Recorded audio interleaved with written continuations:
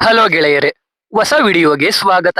ಇವತ್ತು ನಾವು ಇತ್ತೀಚೆಗೆ ರಿಲೀಸ್ ಆದ ಮಲಯಾಳಂನ ರಾಂತ್ ಅನ್ನೋ ಮೂವಿನ ಎಕ್ಸ್ಪ್ಲೇನ್ ಮಾಡ್ತಾ ಇದೀವಿ. ರಾಂತ್ ಅಂದ್ರೆ ಪ್ಯಾಟ್ರೋಲ್ ಅಂತ ಅರ್ಥ. ಈ ಮೂವಿಯ ಕತೆ ಸುತ್ತೋದು ಕೂಡ ನೈಟ್ ಪ್ಯಾಟ್ರೋಲಿಂಗ್ ಗೆ ಹೋದಂತಹ ಇಬ್ಬರು ಪೊಲೀಸರ ಸುತ್ತ. ನೈಟ್ ಪ್ಯಾಟ್ರೋಲಿಂಗ್ ಅಲ್ಲಿ ಏನೆಲ್ಲ ಆಯ್ತು, ಆ ಇಬ್ಬರು ಪೊಲೀಸ್ ಆಫೀಸರ್ ಯಾವ ಯಾವ ಘಟನೆಗಳನ್ನ ನೋಡಿದ್ರು, ಆ ಒಂದು ರಾತ್ರಿ ಇವರಿಬ್ಬರ ಜೀವನವನ್ನ ಹೇಗ್ ಬದಲಾಯಿಸ್ತು ಅಂತ ಮೂವಿ ನೋಡ್ತಾ ತಿಳ್ಕೊಳ್ಳೋಣ. ಮೂವಿಯಲ್ಲಿ ನಡೆಯೋ ಒಂದೊಂದು ಘಟನೆಗಳು ಜೊತೆಗೆ ಆ ಕ್ಲೈಮ್ಯಾಕ್ಸ್ ಎಕ್ಸ್ಪೆಕ್ಟೇ ಮಾಡೋಕ್ಕಾಗಲ್ಲ. ಕ್ಲೈಮ್ಯಾಕ್ಸ್ ನೋಡಿ ನಾನಂತೂ ಶಾಕ್ ಹೋಗೋದೆ. ಆ ರೀತಿ ಮುಗಿಸಿದ್ದಾರೆ ಮೂವಿನ. ಅದ್ ಯಾವ ರೀತಿ ಮೂವಿ ಎಂಡ್ ಆಗುತ್ತೆ ಅಂತ ವಿಡಿಯೋ ನೋಡ್ತಾ ತಿಳ್ಕೊಳ್ಳಿ. ಬನ್ನಿ ವಿಡಿಯೋ ಶುರು ಮಾಡೋಣ. ಮೊದಲನೇ ಸೀನ್ ಅಲ್ಲಿ ಕೆಲವು ಪೊಲೀಸರು ಯೋನಹನ್ ಅನ್ನೋ SI ನ ಅರೆಸ್ಟ್ ಮಾಡಿಕೊಂಡು ಸ್ಟೇಷನ್ಗೆ ಕರ್ಕೊಂಡು ಬರ್ತಾರೆ. ಅಲ್ಲಿ ಯೋನಹನ್ DYSP ಗೆ ಈ ಕೊಲೆ ನಾನ್ ಮಾಡ್ಲಿಲ್ಲ, ನಿಮ್ ಕೈಲಿ ಆದ್ರೆ ನನ್ನ ಈ ಕೇಸಿಂದ ಬಚಾವ್ ಮಾಡಿ ಅಂತ ಕೇಳ್ಕೊತಾನೆ. ಆಮೇಲೆ ಯೋನಹನ್ನ ಕೋರ್ಟ್ಗೆ ಪ್ರೊಡ್ಯೂಸ್ ಮಾಡೋಕೆ ಜೀಪ್ ಹತ್ತಿಸ್ತಾರೆ. ಸ್ಟೇಷನ್ ಈಚೆ ನೋಡಿದ್ರೆ ರಕ್ತ ಹರಿತಾ ಇರುತ್ತೆ. ಇಲ್ಲಿಗೆ ಸೀನ್ ಕಟ್ ಆಗಿ ಇವಾಗ ಯೋನಹನ್ ಅರೆಸ್ಟ್ ಆಗೋಕೆ ಕಾರಣ ಯಾರು, ರೋಡಲ್ಲಿ ಹರಿತಾ ಇರೋ ರಕ್ತ ಯಾರದ್ದು ಅಂತ ನಮಗೆ ತೋರ್ಸೋಕೆ ಕತೆ ಒಂದು ದಿನದ ಹಿಂದಕ್ಕೆ ಹೋಗುತ್ತೆ. ಇವಾಗ ನಮಗೆ ಈ ಕಥೆಯ ಮುಖ್ಯ ಪಾತ್ರಧಾರಿಯಾದ ದಿನ್ನತ್ ನ ತೋರಿಸ್ತಾರೆ. ಅವನು ಕಾನ್ಸ್ಟೇಬಲ್ ಆಗಿ ಕೆಲಸ ಮಾಡ್ತಾ ಇರ್ತಾನೆ. ಅವತ್ತು ಅವನಿಗೆ ನೈಟ್ ಡ್ಯೂಟಿ ಇರುತ್ತೆ. ಅವನ ಮಗಳಿಗೆ ಹುಷಾರಿರಲ್ಲ. ಅದಕ್ಕೆ ಅವನ ಮಗಳ ಜೊತೆ ಟೈಮ್ ಸ್ಪೆಂಡ್ ಮಾಡಿ ಸ್ಟೇಷನ್ಗೆ ಹೋಗ್ತಾನೆ. ಈ ಕಡೆ ಯೋನಹನ್ ಕೂಡ ಕ್ರಿಸ್ಮಸ್ಗೆ ರಜಾ ತಗೊಂಡು ಅವನ ಹೆಂಡತಿ ಜೊತೆ ಟೈಮ್ ಸ್ಪೆಂಡ್ ಮಾಡ್ಬೇಕು ಅಂತ ನೈಟ್ ಡ್ಯೂಟಿ ಹಾಕಿಸ್ಕೊಂಡಿರ್ತಾನೆ. ಅವನೇ ಮನೆಯಲ್ಲಿ ಹೆಂಡತಿಗೆ ಅಡುಗೆ ಮಾಡಿಟ್ಟು ಬಾಕ್ಸ್ಗೆ ಹಾಕೋತಾನೆ. ಅವನ ಹೆಂಡತಿ ಸಲೋಮಿ ಯೋನಹನ್ ಮೊಬೈಲ್ಸ್ ಎಲ್ಲ ಚೆಕ್ ಮಾಡ್ತಾ ಇರ್ತಾಳೆ. ಯಾಕಂದ್ರೆ ಅವಳಿಗೆ ಯೋನಹನ್ ಮೇಲೆ ಡೌಟ್ ಇರುತ್ತೆ. ಅದಕ್ಕೆ ಯೋನಹನ್ ರೆಡಿ ಆಗಿ ಸ್ಟೇಷನ್ಗೆ ಹೋಗ್ತಾನೆ. ಯೋನಹನ್ಗೆ ಅವತ್ತು ಪ್ಯಾಟ್ರೋಲಿಂಗ್ ಡ್ಯೂಟಿ ಇರುತ್ತೆ. ಯೋನಹನ್ಗೆ ಡ್ರೈವರ್ ಆಗಿ ದಿನ್ನತ್ ಇರ್ತಾನೆ. ಯೋನಹನ್ ಬಂದ ತಕ್ಷಣ ದಿನ್ನತ್ ಜೀಪ್ ಸ್ಟಾರ್ಟ್ ಮಾಡ್ತಾನೆ. ಇಬ್ರು ಪ್ಯಾಟ್ರೋಲಿಂಗ್ಗೆ ಹೋಗ್ತಾರೆ. ಹಾಗೆ ಅವರಿಗೆ ಗೊತ್ತಿದ್ದವರನ್ನ ಮಾತಾಡಿಸಿಕೊಂಡು ಲಾಟರಿ ಟಿಕೆಟ್ ತಗೊಂಡು ಹಾಗೆ ಪ್ಯಾಟ್ರೋಲಿಂಗ್ ಮಾಡುವಾಗ ಕಾಲೇಜು ಹುಡುಗಿಯರು ಓಡಾಡೋ ರೋಡಲ್ಲಿ 4 ಜನ ಬೈಕ್ ಅಲ್ಲಿ ನಿಂತಿರ್ತಾರೆ. ಅದನ್ನ ನೋಡಿ ದಿನ್ನತ್, ಇಲ್ಲಿ ಟೀಸಿಂಗ್ ಕಂಪ್ಲೇಂಟ್ ಬಂದಿದೆ, ಇಲ್ಲೆಲ್ಲ ನಿಂತ್ಕೋಬೇಡಿ, ಮನೆಗೆ ಹೋಗಿ ಅಂತಾನೆ. ಅವಾಗ ಆ ಹುಡುಗರು, ಇಲ್ಲಿ ಸಿಗೋ ನೆಮ್ಮದಿ ಮನೆಗೆ ಹೋದ್ರೆ ಸಿಗಲ್ಲ ಅಂತ ಹೇಳ್ತಾರೆ. ಅದನ್ನ ಕೇಳ್ತಿದ್ದಂಗೆ ಯೋನಹನ್ಗೆ ಕೋಪ ಬಂದು ಆ ಹುಡುಗನಿಗೆ ಹೊಡೆದು ಅಲ್ಲಿಂದ ಓಡಿಸ್ತಾನೆ. ಅಲ್ಲಿಂದ ಒಂದು ಪಾರ್ಕ್ ಹತ್ರ ಹೋಗ್ತಾರೆ. ನೋಡಿದ್ರೆ ಪಾರ್ಕ್ ಅಲ್ಲಿ ಒಬ್ಬ ವ್ಯಕ್ತಿ ಕ್ರಿಶ್ಚಿಯನ್ ಧರ್ಮದ ಬಗ್ಗೆ ಮಾತಾಡ್ತಾ ಇರ್ತಾನೆ. ಅವನು ಯೋನಹನ್ ಬಳಿಗೆ ಬರ್ತಾನೆ. ಯೋನಹನ್ ಸುಮ್ನೆ ಇರದೆ ಆ ವ್ಯಕ್ತಿಗೆ, ನಾನು 18ನೇ ವಯಸ್ಸಿಗೆ ಲಂಚ ಕೊಟ್ಟು ಪೊಲೀಸ್ ಆದೆ, ಇವಾಗ ಲಂಚ ತಗೋತೀನಿ, ಸಿಕ್ಕ ಹುಡುಗಿಯರ ಜೊತೆ ಮಲಗ್ತೀನಿ ಅಂತ ಸುಮ್ನೆ ಹೇಳ್ತಾನೆ. ಅದ್ನೇ ಸೀರಿಯಸ್ ಅನ್ಕೊಂಡ ಆ ವ್ಯಕ್ತಿ ಗಾಬರಿಯಿಂದ ಸುಮ್ನೆ ಆಗೋಗ್ತಾನೆ. ಸುಮ್ನೆ ಆದ ಅನ್ಕೊಂಡ್ರೆ ಮೈಕಲ್ಲಿ ಪಾರ್ಕ್ ಅಲ್ಲಿ ಇದ್ದವರಿಗೆಲ್ಲ ಯೋನಹನ್ ಹೇಳಿದ್ನೆಲ್ಲ ಜೋರಾಗಿ ಹೇಳ್ಬಿಡ್ತಾನೆ. ಯೋನಹನ್ ತಲೆ ಮರೆಸಿಕೊಂಡು ಅಲ್ಲಿಂದ ಎಸ್ಕೇಪ್ ಆಗ್ತಾನೆ. ರಾತ್ರಿ ಆಗುತ್ತೆ. ಹೀಗೆ ಪ್ಯಾಟ್ರೋಲಿಂಗ್ ಮಾಡುವಾಗ ವರ್ಗೀಸ್ ಅನ್ನೋ ವ್ಯಕ್ತಿಯ ಮನೆ ಬಳಿ 4 ಜನ ಹುಡುಗರು ಗಲಾಟೆ ಮಾಡ್ತಾ ಇರ್ತಾರೆ. ಪೊಲೀಸರನ್ನ ನೋಡಿ ಅವರು ಓಡೋಗ್ತಾರೆ. ವರ್ಗೀಸ್ ಬಳಿ ಹೋಗಿ ಏನ್ ವಿಷಯ ಅಂತ ಕೇಳಿದಾಗ ವರ್ಗೀಸ್ ಮಗ ನವೀನ್ ಹುಡುಗಿನ ಕರ್ಕೊಂಡು ಓಡೋಗಿದ್ದಾನೆ ಅಂತ ಗಲಾಟೆ ಮಾಡ್ತಾ ಇದ್ರು ಅಂತ ಹೇಳ್ತಾನೆ. ನವೀನ್ ಎಲ್ಲಿದ್ದಾನೆ ಅಂದಾಗ ನವೀನ್ ಅವನ ಫ್ರೆಂಡ್ ಅರುಣ್ ಜೊತೆ ಕೆಲ್ಸಕ್ಕೆ ಹೋಗಿದ್ದಾನೆ ಅಂತ ಹೇಳ್ತಾರೆ. ಅದಕ್ಕೆ ಯೋನಹನ್, ಅವರು ಮತ್ತೆ ಬಂದು ಗಲಾಟೆ ಮಾಡಿದ್ರೆ ಕಂಪ್ಲೇಂಟ್ ಕೊಡಿ, ನವೀನ್ ಮತ್ತೆ ಆ ಹುಡುಗಿ ಮನೆಗೆ ಬಂದ್ರೆ ಕರ್ಕೊಂಡು ಸ್ಟೇಷನ್ಗೆ ಬನ್ನಿ ಅಂತ ಹೇಳ್ತಾನೆ. ಅಲ್ಲಿಂದ ಹೋಗುವಾಗ ಕಂಟ್ರೋಲ್ ರೂಮ್ ಇಂದ ಒಂದು ಹುಡುಗಿ ಮಿಸ್ ಆಗಿದ್ದಾಳೆ, ಅವರ ಮನೆಗೆ ಹೋಗಿ ಅಂತ ಆರ್ಡರ್ ಬರುತ್ತೆ. ಆ ಹುಡುಗಿ ಹೆಸರು ಜಿನ್ಸಿ. ನವೀನ್ ಜೊತೆ ಓಡೋಗಿದ್ದಾಳೆ ಅಂತ ಗಲಾಟೆ ಮಾಡೋಕೆ ಬಂದಿರ್ತಾರಲ್ಲ, ಆ ಮನೆ ಹುಡುಗಿನೇ. ಆ ಹುಡುಗಿ ತಾಯಿ ಗಲಾಟೆ ಮಾಡಿ ಬಂದಿದ್ದವರಿಗೆ ಬೈತಾ ಇರ್ತಾರೆ. ಅಷ್ಟೊತ್ತಿಗೆ ಅಲ್ಲಿಗೆ ಪೊಲೀಸರು ಬರ್ತಾರೆ. ಅವಾಗ ಜಿನ್ಸಿಯ ತಾಯಿ ಬಂದು ಜಿನ್ಸಿ ಮನೆಯಲ್ಲೇ ಇದ್ದಾಳೆ ಅಂತ ಹೇಳ್ತಾಳೆ. ಇವಳು ಹೀಗೆ ಹೇಳೋಕೆ ಕಾರಣ ಅಂದ್ರೆ ಜಿನ್ಸಿ ಮನೆ ಬಿಟ್ಟು ಓಡೋಗಿರೋದು ಗೊತ್ತಾದ್ರೆ ಮಾನ ಮರ್ಯಾದೆ ಹೋಗುತ್ತೆ ಅಂತ. ಅವಾಗ ಜಿನ್ಸಿಯ ಅಣ್ಣ ಈಚೆಗೆ ಬರ್ತಾನೆ. ದಿನ್ನತ್ ಅವನಿಗೆ, ನೀನು ಆ ಹುಡುಗನ ಮನೆ ಗಲಾಟೆ ಮಾಡ್ತಿದ್ದೆ ಅಲ್ವಾ, ಹುಡುಗಿನ ಈಚೆ ಕರಿ ಅಂದ್ರೆ ಅವನು ಕರೆಯಲ್ಲ ಅಂತಾನೆ. ದಿನ್ನತ್ ಅವನ್ಗೆ ಹೊಡೆದೇ ಬಿಡ್ತಾನೆ. ಅದನ್ನ ನೋಡಿ ಯೋನಹನ್ ಆ ಹುಡುಗಿ ತಾಯಿ ಬಳಿ ಬಂದು, ನಮ್ಗೆ ಜಿನ್ಸಿ ತಂದೆಯಿಂದ ಕಂಪ್ಲೇಂಟ್ ಬಂದಿರೋದು, ತಂದೆ ಬಂದು ಜಿನ್ಸಿ ಮನೆಯಲ್ಲೇ ಇದ್ದಾಳೆ ಅಂತ ಬರ್ದು ಸೈನ್ ಹಾಕಿ ಕೊಟ್ರೆ ಸಾಕು ಅಂತಾನೆ. ತಾಯಿ ಹೋಗಿ ಹುಡುಗಿ ತಂದೆನ ಕರ್ಕೊಂಡ್ ಬಂದು ಸೈನ್ ಹಾಕಿಸ್ತಾಳೆ. ಅಲ್ಲಿಂದ ದಿನ್ನತ್ ಮತ್ತೆ ಯೋನಹನ್ ಓಡ್ತಾರೆ. ಅಲ್ಲಿಂದ ಹೋಗುವಾಗ ಒಂದು ಚರ್ಚ್ ಬಳಿ ಅವರಿಗೆ ಫಾದರ್ ನಿಂತಿರೋದು ಕಾಣಿಸುತ್ತೆ. ನೋಡಿದ್ರೆ ಕೆಲವು ಹುಡುಗರು ಡ್ರಿಂಕ್ಸ್ ಮಾಡ್ಕೊಂಡು ಬಂದು ಫಾದರ್ ಗಾಡಿಗೆ ಗುದ್ಬಿಟ್ಟಿರ್ತಾರೆ. ಅದನ್ನ ನೋಡಿದ ಯೋನಹನ್ ಹುಡುಗರನ್ನು ಚೆಕ್ ಮಾಡಿ ಅವನ ಜೀಪ್ಗೆ ಹತ್ತಿಸ್ತಾನೆ. ಅವಾಗ ಫಾದರ್ ಯೋನಹನ್ಗೆ, ಆ ಹುಡುಗರು UK ಗೆ ಹೋಗೋ ಪ್ಲಾನ್ ಮಾಡಿದ್ದಾರಂತೆ, ಕೇಸ್ ಎಲ್ಲ ಬೇಡ ಬಿಟ್ಬಿಡಿ ಅಂತ ಹೇಳ್ತಾರೆ. ಅದನ್ನ ಕೇಳಿ ಯೋನಹನ್ ಹುಡುಗರ ಬಳಿ ಫಾದರ್ ಗಾಡಿಗೆ 10,000 ಖರ್ಚಾಗುತ್ತೆ ಅಂತ 10,000 ಈಸ್ ಕೊಟ್ಟು ಕಳಿಸ್ತಾನೆ. ಆಮೇಲೆ ಫಾದರ್ ಕೂಡ ಡ್ರಿಂಕ್ಸ್ ಮಾಡಿದ್ದಾರೆ ಅಂತ ಗೊತ್ತಾಗಿ ಫಾದರ್ ಬಳಿಯಿಂದ 10,000 ಈಸ್ಕೊತಾನೆ. ಇದನ್ನ ನೋಡ್ತಿದ್ದ ದಿನ್ನತ್ಗೆ ಕೋಪ ಬಂದು ಜೋರಾಗಿ ಜೀಪ್ ಡೋರ್ ಹಾಕೊಂಡು ಕೂತ್ಕೋತಾನೆ. ಅವಾಗ ಯೋನಹನ್, ಈ ಜೀಪ್ ಇಂಜಿನ್ ಕೆಟ್ಟೋಗಿ ಅದನ್ನ ಸರಿ ಮಾಡಿಸಿ 1 ವಾರ ಆಗಿದೆ, ಇನ್ನು ಶಾಪ್ ಅವನಿಗೆ ದುಡ್ಡು ಕೊಟ್ಟಿಲ್ಲ, ಗೌರ್ನಮೆಂಟ್ ಅವರು ಸರಿಯಾಗಿ ಸಂಬಳ ಕೊಡಲ್ಲ, ನನಗೆ ನನ್ ದುಡ್ಡಲ್ಲಿ ಈ ಜೀಪ್ ರೆಡಿ ಮಾಡಿಸೋದು ಇಷ್ಟ ಇಲ್ಲ, ಅದಕ್ಕೆ 10,000 ಈಸ್ಕೊಂಡಿದ್ದು, ನಂಗೆ ನೀ 10,000 ಬೇಡ, ನೀನೆ ತಗೊಂಡೋಗಿ ಶಾಪ್ ಅವನಿಗೆ ಕೊಡು ಅಂತ ಜೀಪ್ ಅಲ್ಲಿದ್ದ ಬುಕ್ ಒಳಗೆ ಆ 10,000ನ ಇಡ್ತಾನೆ. ಅಲ್ಲಿಂದ ಹೋಗಿ ಇಬ್ರು ಒಂದು ಸರ್ಕಲ್ ಅಲ್ಲಿ ಊಟ ಮಾಡುವಾಗ ದಿನ್ನತ್ ಹೆಂಡತಿ ಕಾಲ್ ಮಾಡಿ ಪಾಪಗೆ ಸ್ವಲ್ಪ ಜಾಸ್ತಿನೇ ಹುಷಾರಿಲ್ಲ, ಮಾತ್ರೆ ಕೊಟ್ಟಿದೀನಿ ಅಂತ ಹೇಳ್ತಾಳೆ. ಅಷ್ಟ್ರಲ್ಲಿ ಅಲ್ಲಿಗೆ ಮಿನಿಸ್ಟರ್ ಕಾರ್ ಬರುತ್ತೆ. ಆ ಕಾರ್ ಮುಂದೆ ದಿನತ್ ಮತ್ತೆ ಯೋನಹನ್ ಅವ್ರ ಸ್ಟೇಷನ್ ಲಿಮಿಟ್ ದಾಟೋವರೆಗೂ ಹೋಗ್ಬೇಕಿರುತ್ತೆ. ಮಿನಿಸ್ಟರ್ ಕಾರ್ ಮುಂದೆ ಹೋಗುವಾಗ ದಿನ ಸ್ಪೀಡ್ ಆಗಿ ಕಾರ್ ಡ್ರೈವ್ ಮಾಡ್ತಾ ಇರ್ತಾನೆ. ಅದನ್ನ ನೋಡಿ ಯೋನಹನ್ ಹಿಂದೆ ಬರ್ತಾ ಇರೋ ಕಾರ್ಗೆ ಏರ್ ಬ್ಯಾಗ್ ಸೇಫ್ಟಿ ಎಲ್ಲ ಇದೆ, ನಮ್ ಜೀಪ್ಗೆ ಆಕ್ಸಿಡೆಂಟ್ ಆದ್ರೆ ನಮ್ನ ತಗೊಂಡೋಗಿ ಗವರ್ನಮೆಂಟ್ ಹಾಸ್ಪಿಟಲ್ ಅಲ್ಲಿ ಬಿಸಾಕ್ತಾರೆ, ನಿಧಾನಕ್ಕೆ ಹೋಗು ಅಂತ ಹೇಳ್ತಾನೆ. ಮಿನಿಸ್ಟರ್ನ ಅವ್ರ ಸ್ಟೇಷನ್ ಲಿಮಿಟ್ಸ್ ಕ್ರಾಸ್ ಮಾಡಿಸಿ ಸ್ಟೇಷನ್ಗೆ ಬರ್ತಾರೆ.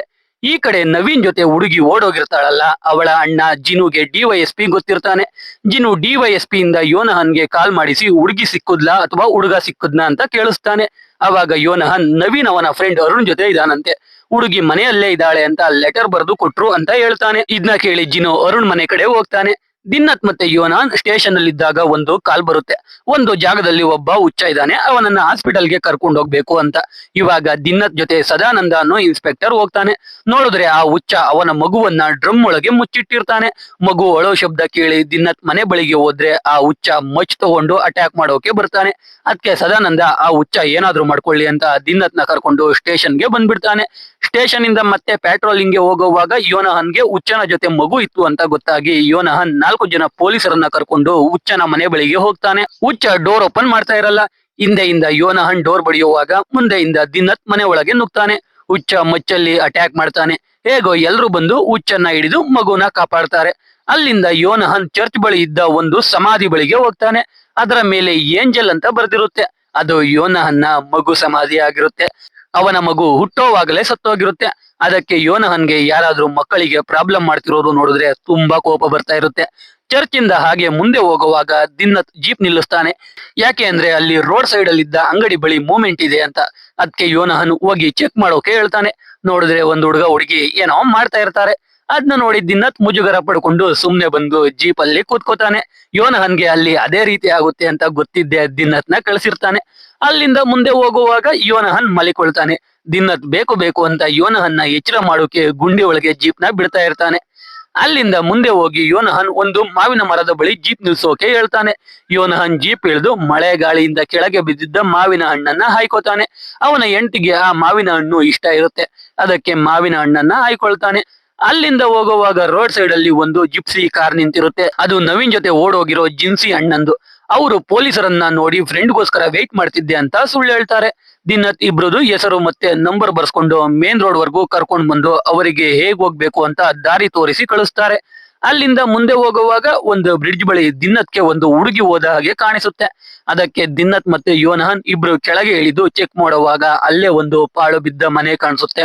ಅದನ್ನ ನೋಡಿ ಯೋನಹನ್ ಆ ಮನೆಯಲ್ಲಿ ತಂದೆ ತಾಯಿ ಮಗಳು ಸೂಸೈಡ್ ಮಾಡ್ಕೊಂಡಿದ್ದಾರೆ, ನಾನ್ ಬರಲ್ಲ, ನೀನ್ ಹೋಗಿ ಚೆಕ್ ಮಾಡು ಅಂತ ದಿನ್ನತ್ಗೆ ಹೇಳ್ತಾನೆ. ದಿನ್ನತ್ ಭಯದಿಂದಾನೆ ಮನೆ ಒಳಗೆ ಹೋಗ್ತಾನೆ. ಅಲ್ಲಿ ಕನ್ನಡಿಯಲ್ಲಿ ಒಂದು ಹುಡುಗಿನ ನೋಡಿ ದಿನ್ನತ್ ಗಾಬರಿಯಲ್ಲಿ ಈಚೆ ಓಡ್ ಬರ್ತಾನೆ. ಓಡ್ ಬರುವಾಗ ಕಾಲು ಎಡವಿ ಕೆಳಗೆ ಬೀಳ್ತಾನೆ. ಯೋನಹನ್ ನೀರ್ ಹಾಕಿ ದಿನ್ನತ್ನ ಎಬ್ಬಿಸಿ ಅವನು ಕೂಡ ಮನೆ ಒಳಗೆ ಹೋಗ್ತಾನೆ. ನೋಡಿದ್ರೆ ಮನೆ ಒಳಗಡೆ ಒಂದು ಹುಡುಗ ಮತ್ತೆ ಹುಡುಗಿ ಇರ್ತಾರೆ. ಹುಡುಗನ ಹೆಸರು ರೋಷನ್, ಹುಡುಗಿ ಹೆಸರು ಜಿನ್ಸಿ. ಅದೇ ನವೀನ್ ಜೊತೆ ಓಡೋಗಿದ್ದಾಳೆ ಅನ್ಕೊಂಡಿರ್ತಾರಲ್ಲ, ಅವಳು ನವೀನ್ ಜೊತೆ ಓಡೋಗಿರಲ್ಲ, ರೋಷನ್ ಅನ್ನೋ ಹುಡುಗನ ಜೊತೆ ಓಡೋಗಿರ್ತಾಳೆ. ಇವಾಗ ಯೋನಹನ್ ಅವರಿಬ್ರು ಅವ್ರ ಜೀಪ್ಗೆ ಹತ್ತಿಸ್ಕೊಂಡು ನಾಳೆ ನಿಮ್ಮನ್ನ ಕೋರ್ಟ್ಗೆ ಪ್ರೊಡ್ಯೂಸ್ ಮಾಡ್ತೀವಿ, ಅಲ್ಲಿ ಎಲ್ಲಾ ವಿಷಯ ಹೇಳಿ ಅಂತ ಅವರಿಗೆ ಹೇಳಿ ಸ್ಟೇಷನ್ಗೆ ಕರ್ಕೊಂಡು ಬಂದು ಬಿಡ್ತಾನೆ. ಈ ಕಡೆ ದಿನ್ನತ್ ಅವನ ಕೊಳೆಯಾಗಿದ್ದ ಬಟ್ಟೆಯನ್ನ ಬದಲಾಯಿಸುತ್ತಾ ಇರ್ತಾನೆ. ಅವಾಗ ಅವನ ಹೆಂಡತಿ ಕಾಲ್ ಮಾಡಿ ಮಗುಗೆ ಜಾಸ್ತಿ ಹುಷಾರಿಲ್ಲ ಅಂತ ಹೇಳ್ತಾಳೆ. ಅದನ್ನ ದಿನ್ನತ್ ಯೋನಹನ್ಗೆ ಹೇಳಿದಾಗ ಯೋನಹನ್ ಜೀಪ್ ಡ್ರೈವ್ ಮಾಡ್ತಾ ದಿನ್ನತ್ನ ಮನೆಗೆ ಕರ್ಕೊಂಡೋಗಿ ಅಲ್ಲಿಂದ ಮಗುನ ಆಸ್ಪತ್ರೆಗೆ ಕರ್ಕೊಂಡೋಗಿ ಟ್ರೀಟ್ಮೆಂಟ್ ಕೊಡಿಸ್ತಾರೆ. ಅವಾಗ ಯೋನಹನ್ಗೆ ಜೋಜೋ ಅನ್ನೋ ವ್ಯಕ್ತಿ ಕಾಲ್ ಮಾಡ್ತಾನೆ. ಅವನ ಹೆಂಡತಿ ಡಿಪ್ರೆಷನ್ ಇಂದ ಸೂಸೈಡ್ ಮಾಡ್ಕೊಳ್ಳೋಕೆ ಟ್ರೈ ಮಾಡ್ತಿದ್ದಾಳೆ ಅಂತ ಹೇಳ್ತಾನೆ. ಅದಕ್ಕೆ ಯೋನಹನ್ ದಿನ್ನತ್ನ ಕರ್ಕೊಂಡು ಜೋಜೋ ಮನೆಗೆ ಹೋಗ್ತಾನೆ. ಆಲ್ರೆಡಿ ಜೋಜೋ ಹೆಂಡತಿ ನೇಣ್ ಹಾಕೊಂಡಿರ್ತಾಳೆ. ದಿನ್ನತ್ ರೂಮ್ ಡೋರ್ ಹೊಡೆದು ಆ ಮಹಿಳೆನ ಹಿಡ್ಕೋತಾನೆ. ಆದ್ರೆ ಅಷ್ಟರಲ್ಲಿ ಅವಳು ಸತ್ತೋಗಿರ್ತಾಳೆ. ಮನೆಯಲ್ಲಿ ಇದ್ದ ಎಲ್ಲರನ್ನು ಅವರ ರಿಲೇಟಿವ್ಸ್ ಮನೆಗೆ ಕಳಿಸಿ ಸ್ಟೇಷನ್ ಇಂದ ಬಂದೋಬಸ್ತ್ಗೆ ಅಂತ ಇಬ್ರು ಪೊಲೀಸರನ್ನ ಕರೆಸ್ತಾರೆ. ದಿನ್ನತ್ ಆ ಸೂಸೈಡ್ ನೋಡಿ ಶಾಕ್ ಆಗಿ ಹೋಗಿರ್ತಾನೆ. ಯಾಕಂದ್ರೆ ಅವನ ತಂದೆ ಕೂಡ ಅದೇ ರೀತಿ ಸೂಸೈಡ್ ಮಾಡ್ಕೊಂಡು ಸತ್ತಿರ್ತಾರೆ. ಇವಾಗ ಅಲ್ಲಿಂದ ಯೋನಹನ್ ಅವನ ಮನೆಗೆ ಹೋಗ್ತಾನೆ.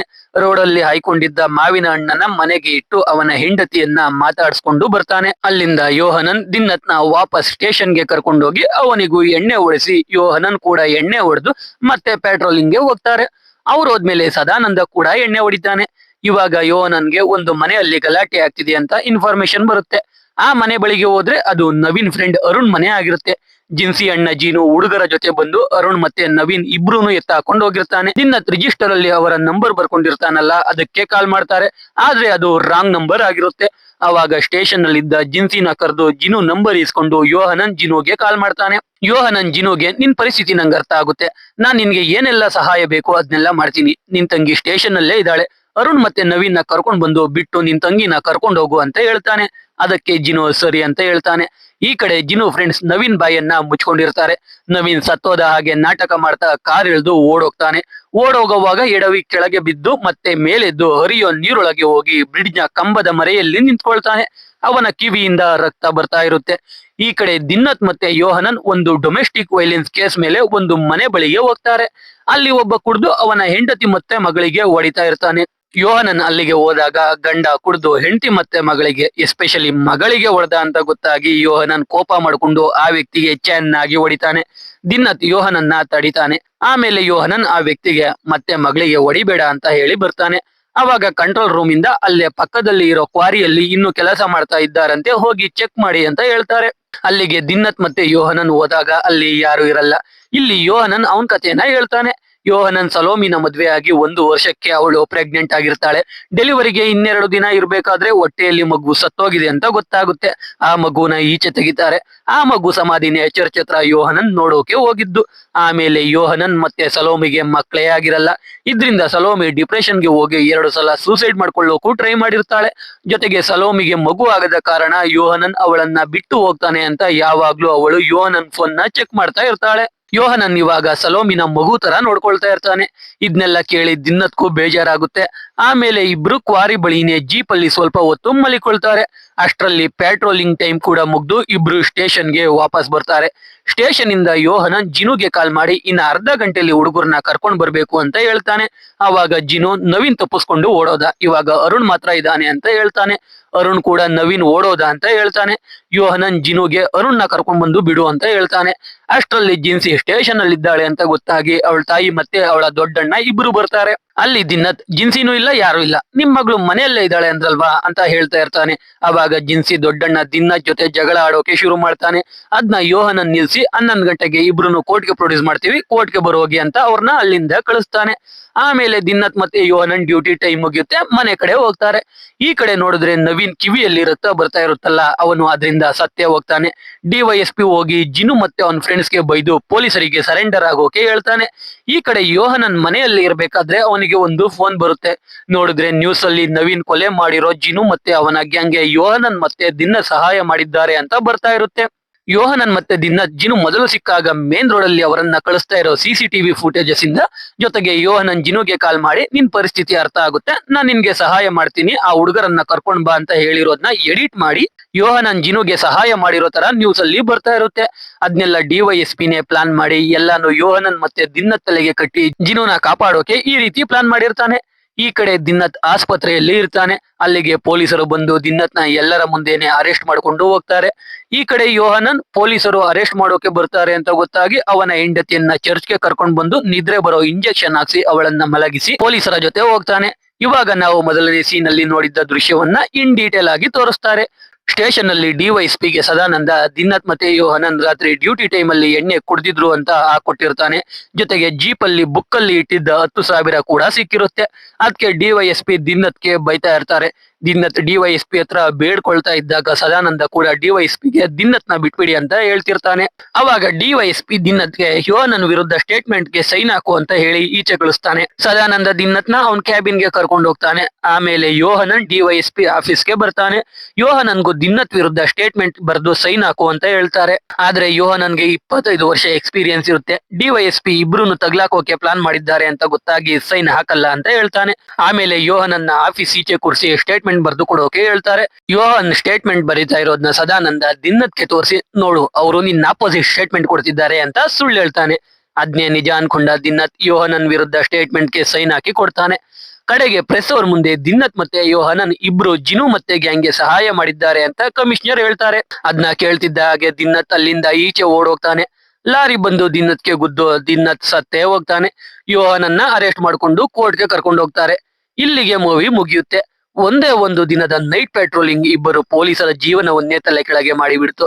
ಕ್ಲೈಮ್ಯಾಕ್ಸ್ ನ ಆ ರೀತಿ ಮುಗಿಸಿರೋದು ನೋಡಿ ನನ್ಗೆ ಬೇಜಾರಾಗೋಯ್ತು.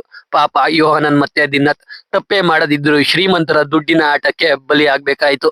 ಸೊ ಎಕ್ಸ್ಪ್ಲನೇಷನ್ ಕೇಳಿ ನಿಮ್ಗೇನನ್ನಿಸ್ತು ಅಂತ ಕಮೆಂಟ್ ಮಾಡಿ. ವಿಡಿಯೋ ಇಷ್ಟ ಆಗಿದ್ರೆ ಲೈಕ್ ಮಾಡಿ, ಕಂಟೆಂಟ್ ಇಷ್ಟ ಆಗಿದ್ರೆ ಮಾತ್ರ ಸಬ್ಸ್ಕ್ರೈಬ್ ಮಾಡ್ಕೊಂಡು ಸಪೋರ್ಟ್ ಮಾಡಿ. ಮತ್ತೆ ಇನ್ನೊಂದು ಸೂಪರ್ ಆಗಿರೋ ವಿಡಿಯೋ ಜೊತೆ ಸಿಗ್ತೀನಿ. ಜೈ ಕರ್ನಾಟಕ.